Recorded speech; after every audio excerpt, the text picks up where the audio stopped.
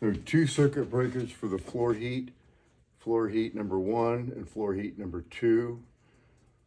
There are two parts to the system. One is the heat more, and the other is the internal manifold and controls. So you can turn the systems off by one of the two systems, both the systems, or by switches on the systems. Both switches have to be on. So with both switches in the on position, the entire system is energized and it's ready to run. Watch your steps for my chainsaw.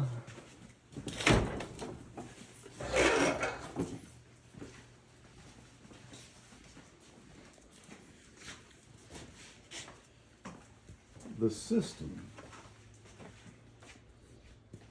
Okay, so the system is set up.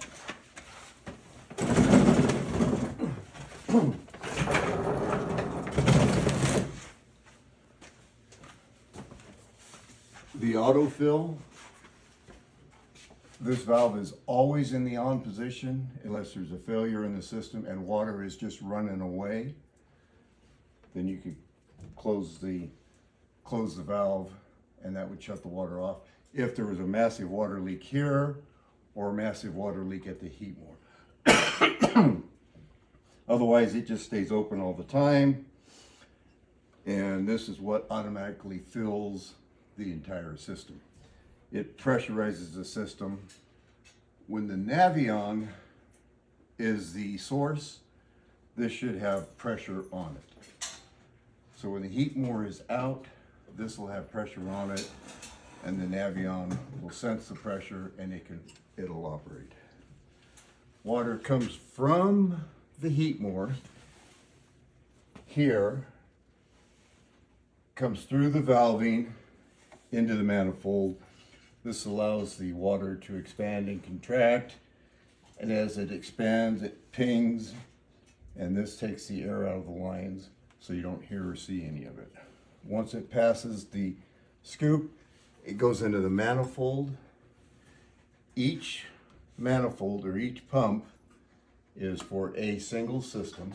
So there's one for the garage, Grandma's house, the great room, the office, and the master bedroom. The pumps have again, the system is energized. It has water in it. The pump circulates the water past a check valve, allowing it to go one way only, and through a open and closed valve, a solenoid valve. So only the zone that's calling for water will allow water to flow into the different floor systems. And again, here at the garage, there are 2 loops in the floor, 2 loops in Mom's house, 2 loops in the great room, 1 in each of the bedrooms. Solenoid opens, pump comes on, pumps water through there, pushes water into the system, and then it comes back out and it returns into this manifold. This manifold then comes across and goes back to the heat more. So all of the pumping for the heat more itself, when you're running on wood, happens right here. Nothing at all the heat more is doing is heating wood. When you're no longer pumping water, the pump shut off, the water in the heat more reaches a temperature and shuts down because there's no circulation. When circulation is resumed by a pump here, heat more cools down, fan comes on, rejuvenates the flame, heats up the box again. So that's the heat more cycle. When the heat more is out, below, I believe 90 degrees is where it's set at. When the water is below, actually it's 90 to 110, so when it's below 110 degrees, that sensor that I showed you on the back, which is irrelevant other than that's where it's located, that sensor sends us a signal into our computer brains. This is what controls the valves and the pumps, check valve, and solenoid valve. but we also have circuit valves. What it does is it changes. The Heatmore is a low pressure system. In other words, it's a heater, it's not a boiler. The Navion is a boiler, it's a hot water heater. It is pressurized, and so what we have to do is we have to isolate the Navion from the Heatmore. The Heatmore senses low temperature, switch opens, Low temperature because there's no wood or? because there's no wood, the fire went out. Okay, okay. And then in here, we have a solenoid mounts Yeah. here, and this is both high and low voltage, 24 volt and 110 volt. Pumps are 110, solenoids and switches are 12 volt. When that system is out, the brains sense it, that it's out, and through the switches and through the switches, it will cycle from one system to the other Automatically? automatically. Let's see. But you can just explain that. Well, Right. yeah.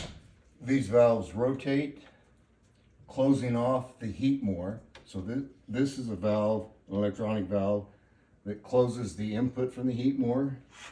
This opens the water port to pressurize the system. It also backfills the Heatmore. So water's gonna run over the top when this one is open. And then this one will also cycle, so that they'll cycle from left to right. Will it will automatically switch from the Heatmore to the Navion? Will it automatically switch Vice back versa, also? yes. Okay. When the Heatmore rises to above 170 degrees again, the sensor will sense it, it's above So the 170 Heatmore degrees. has the priority, it's the master Yes, over the, yes. okay, Navion, okay. Navion's the slave. Yes. Yeah, okay. And this all happens, it's all automated. When this does transition, it takes 2 minutes, there's a 2-minute delay, because we have to do a couple of things. We have to open this valve, close these valves, and build water pressure in this system. Manually or automatically? Automatically. Yeah, okay, okay. It takes 2 minutes, takes 2 minutes for the valves have to transition to a closed position, and that takes, I think it's 30 to 40 seconds to rotate from open to closed, closed to open. So that's one of the reasons we have a 2-minute delay. And then once they are closed, we have to build up the pressure, which means this valve has to open, and it takes another 30 seconds to generate enough pressure for the sensors in the Navion to say, okay, I'm pressurized, I'm ready to go. And it's as simple as that. And this switch will be left on. When the system is on in the winter, this is simply left on, and it will cycle back and forth on demand as needed. It doesn't have to be turned on or off. Let me interrupt for just a minute. Last year, you turn that on and off several times? Didn't you come out and turn it on and off? Yeah, because And at error that point code. it wasn't. Oh, okay, working. okay. Yeah. Okay, I'm just, yeah, okay. Yeah. And there's a list of error codes here. You want to share mine? Yeah, I got some. Yeah. Let me interrupt for a minute.